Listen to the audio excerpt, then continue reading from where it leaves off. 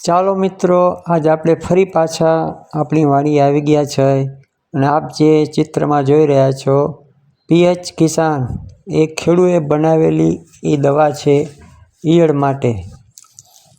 આપણા મગફળી કે કોઈ પણ પાક હોય એમાં ઈયળ આવતી હોય તો આમાં રિઝલ્ટ સારું છે. આ 100 mlની જે ડબ્બી છે તેમાં આપણે 15 પંપ કરવાના છે અને સસ્તું અને સારું છે. તો આપણે આજ મગફળીમાં પ્રયોગ કરવાનો છે. તો આપણે 15 પંપ કરવાના છે તો એ માપ મુજબ એક ડોલમાં પાણી લઈ લેવાનું છે.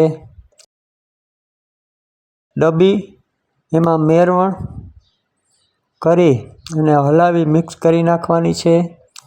માપ મુજબ આપણે લઈ શકો છો પાણી. જે આ ડોલમાં આપણે એ ડબ્બી ખાલી કરી આપવાની છે અને એની હારે એક આપણે જે કુવારપાઠું છે આપણી વાડીએ તે પણ એમાં ભેગું મિક્સ કરી અને એડ કરવાનું છે, જેથી આ થોડોક વરસાદ ક્યારેક થોડોક આવે તો ચાલુ દવાએ કદાચ થોડાક છાંટા આવી જાય તો તે સ્ટીકરનું કામ કરે છે. માટે આપણે થોડુંક એમાં મિક્સ કરી દીધેલું છે તે આપ જોઈ શકો છો. અને આજ મગફળી છે તેમાં ઈયળ કોક ઝીણી છે એના માટે આપણે આજ આપણી વાડીએ આ પ્રયોગ કરવાનો છે. જે પંપમાં આપણે એક ડબલું 15 પંપનું બનાવેલું છે દ્રાવણ.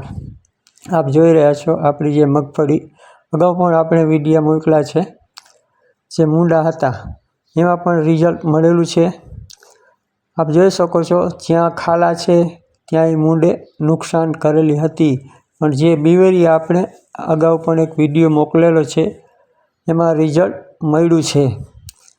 તો આપ જુઓ છો આ સ્પ્રે આપણે ઈયળ માટે કરવામાં આવે છે અને આ દવા જોતી હોય તો પ્રભાતભાઈના કોન્ટેક્ટ